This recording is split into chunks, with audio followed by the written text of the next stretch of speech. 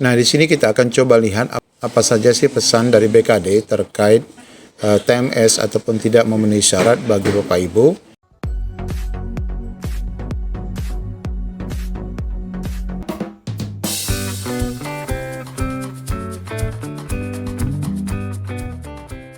Assalamualaikum warahmatullahi wabarakatuh. Apa kabar Bapak Ibu semuanya? Di video kali ini kita akan menunjukkan contoh pesan untuk bagi rekan-rekan yang pernah mendapatkan TMS ya, ataupun tidak memenuhi syarat pada seleksi administrasi. Nanti ini akan muncul pada akun Bapak Ibu. Dan TMS yang seperti apa saja yang bisa disanggah, kita bisa cek di video kali ini. Bagaimana info lengkapnya, ikuti video ini sampai selesai.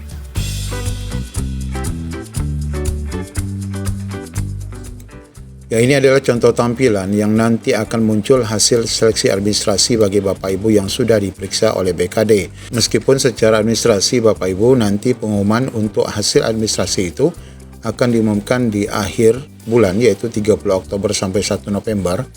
Secara berkala Bapak Ibu bisa nanti cek di laman login SE CSN Bapak Ibu.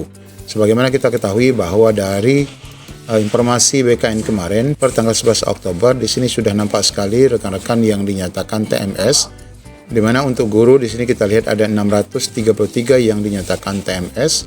Kemudian untuk rekan-rekan tenaga nakes hanya 25, tapi karena memang ini prosesnya memang belum banyak. Kemudian untuk rekan-rekan teknis ini cukup banyak, ada 995, dan angka ini pastinya akan terus bertambah dari hasil pemeriksaan administrasi oleh BKD.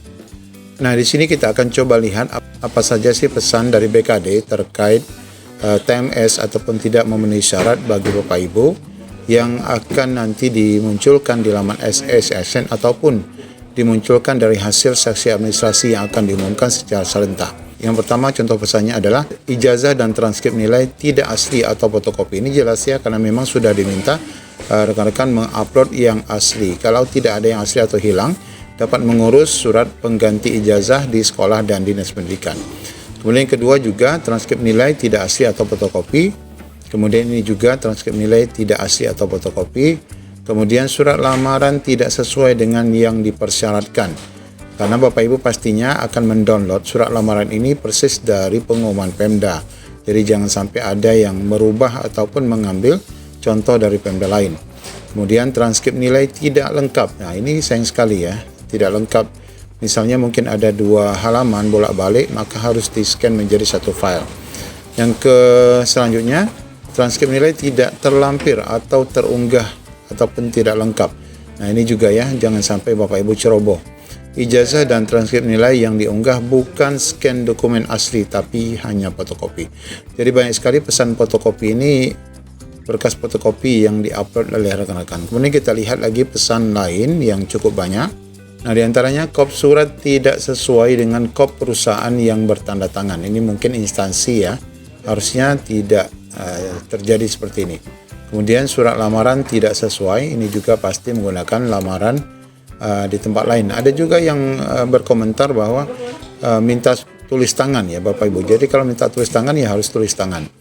Kemudian alasan TMS yang lain, pengalaman kerja belum 2 tahun. Nah, ini bisa sebenarnya dibuktikan dari surat suket Pemda ya. Kalaupun mungkin rekan-rekan tidak mengupload berkas riwayat dalam jangka waktu 2 tahun, maka sebenarnya bisa lihat dari suket. Ini juga masa kerja tidak mencukupi 2 tahun. Ini ternyata menjadi penolakan ya bagi Pemda. Selanjutnya ijazah lagi-lagi tidak asli atau fotokopi. Kemudian tidak ada suket pengalaman kerja yang diupload. Nah, ini sayang sekali ya. Kemudian transkrip nilai tidak sesuai. Nah, ini kita tidak tahu kesesuaian seperti apa, cuman pesan seperti ini. Masa kerja belum 2 tahun Bapak Ibu. Masa kerja berdasarkan SK tidak mencukupi 2 tahun. Lagi-lagi 2 tahun ini menjadi pokok ya. Kemudian ini juga masa kerja belum 2 tahun. Masa kerja tidak mencukupi untuk persyaratan khusus. Jadi Bapak Ibu kan juga sekarang pelamar khusus ya. Ini syaratnya 2 tahun itu pokok dan terdata di BKN bisa jadi. Tapi kalau kita terdata di BKN itu tidak akan muncul karena pasti Bapak Ibu yang tidak terdata di BKN tidak bisa mendaftar gelombang pertama. Kemudian tahun pengalaman kerja tidak sesuai dengan persyaratan jenis formasi khusus. Ini lagi-lagi syarat ya. Kemudian SK yang diupload tidak sesuai dengan persyaratan kategori khusus, tidak ada tanda tangan pada suket pengalaman kerja. Wah, ini ceroboh sekali ya. Kemudian masa kerja tidak mencapai 2 tahun. Kemudian pengalaman kerja tidak sesuai dengan persyaratan pada jenis formasi khusus. Kemudian terakhir ini pengalaman kerja belum 2 tahun. Nah Bapak Ibu, yang jelasnya ada beberapa pesan TMS ini yang bisa disanggah ya, tetapi pada prinsipnya proses sanggah itu haruslah merupakan jika ya terjadi kesalahan itu yang melakukan kesalahannya adalah dari BKD ataupun Panselnasnya atau Panselda-nya, bukan kesalahan dari kita. Kalau kita yang salah upload, terbalik dan sebagainya, maka itu tidak bisa disanggah. Intinya sanggah itu tidak bisa mengganti dokumen dengan dokumen yang kita sendiri keliru pada saat mengupload dari awal.